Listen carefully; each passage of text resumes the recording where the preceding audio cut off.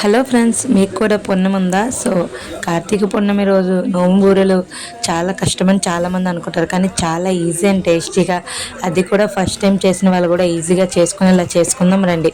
Welcome to Anu foods. నేను మీ అనుసా. నా channel first time చూసినట్టయితే ప్లీజ్ సబ్స్క్రైబ్ గైస్. ముందుగా కుక్కర్ గిన్నె పెట్టుకొని కుక్కర్ హీట్ ఎక్కిన తర్వాత ఒక కప్పు పెసలు వేసి దోరగా వేయించుకోండి. వేయించిన తర్వాత దానిలోనే ఒక 2 కప్పులున్నర నీళ్ళు వేసుకోండి. కొంచెం పసలుగా కావాలంటే ఇలా వేసుకోవాలి, లేదు మెత్తగా కావాలంటే 3.5 కప్పులు నీళ్ళు వేసుకొని ఒక 3 విజిల్ పెట్టి తర్వాత ఇలా ఒత్తుగిద్దుతో మెత్తగా నేమండి. మీకు మెత్తగా కావాలంటే మిక్సీలో వేసేసుకొని పేస్ట్లా చేసేసుకోవచ్చు.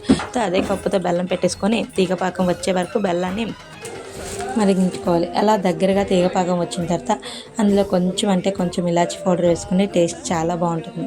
తర్వాత అది బాగా దగ్గర అయిన తర్వాత ఈ ముద్దను కూడా అందులో వేసేసుకొని లాస్ట్లో కొంచెం నేతిని వేసుకొని బాగా దగ్గరగా మగ్గించుకోండి. అయిపోయిన తర్వాత పక్కన పెట్టి చల్లారి పెట్టుకోండి. తర్వాత ఒక గిన్నె పెట్టేసుకొని అందులో కప్పుడు మైదా, కప్పుడు గోధుమ పిండి, అరకప్పు పంచదార, కొంచెం సాల్ట్ వేసి సోయి కలుపుకొని పక్కన పెట్టేసుకొని తర్వాత మనం పక్కన పెట్టుకున్న ముద్దని ఇలా చిన్న ఉండల్లా చుట్టి ఉండలన్నీ పక్కన పెట్టేసుకొని స్టవ్ పెట్టేసుకొని ఆయిల్ హీట్ ఎక్కిన తర్వాత ఈ ఉండల్ని ఆ సోయిలో ముంచుతూ ఒక్కొక్కటిగా వేసేసుకోవాలి. మీకు చేతితో వేయడం రాకపోతే చిన్న గరిటె సహాయంతో కూడా వేసేసుకుంటే చాలా ఈజీగా పూర్ణం బూరెలు అయితే రెడీ అయిపోతాయి. ఇవి నోంబూర్లు అని కూడా అంటారు, లేదా పెసరపప్పు పూర్ణం బూరెలు అని కూడా అంటారు. Thank you for watching. ఇలానే నన్ను సపోర్ట్ చేస్తూ ఉన్నాను గాయస్. బాయ్.